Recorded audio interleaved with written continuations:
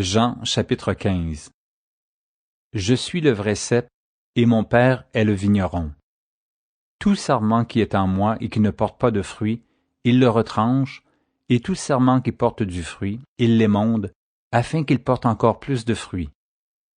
Déjà vous êtes purs, à cause de la parole que je vous ai annoncée. Demeurez en moi, et je demeurerai en vous.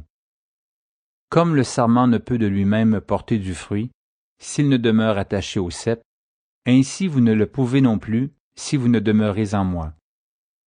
Je suis le cep, vous êtes les sarments.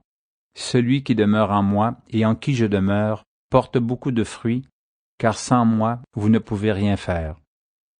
Si quelqu'un ne demeure pas en moi, il est jeté dehors comme le sarment, et il sèche, puis on ramasse les sarments, on les jette au feu, et ils brûlent. Si vous demeurez en moi, et que mes paroles demeurent en vous, demandez ce que vous voudrez, et cela vous sera accordé. Si vous portez beaucoup de fruits, c'est ainsi que mon Père sera glorifié, et que vous serez mes disciples. Comme le Père m'a aimé, je vous ai aussi aimé. Demeurez dans mon amour. Si vous gardez mes commandements, vous demeurerez dans mon amour, de même que j'ai gardé les commandements de mon Père, et que je demeure dans son amour. Je vous ai dit ces choses afin que ma joie soit en vous et que votre joie soit parfaite. C'est ici mon commandement. Aimez-vous les uns les autres comme je vous ai aimés.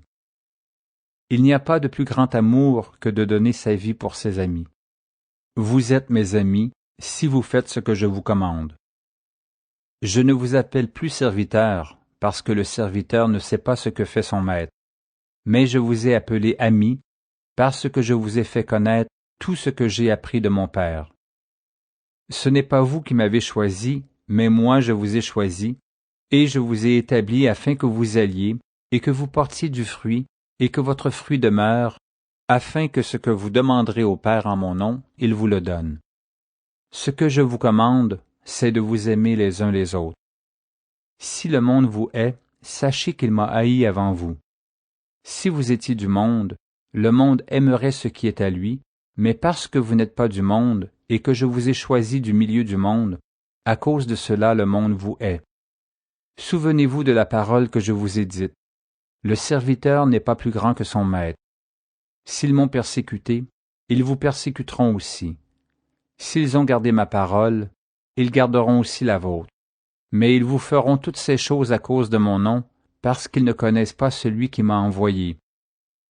Si je n'étais pas venu et que je ne leur eusse point parlé, ils n'auraient pas de péché. Mais maintenant, ils n'ont aucune excuse de leur péché.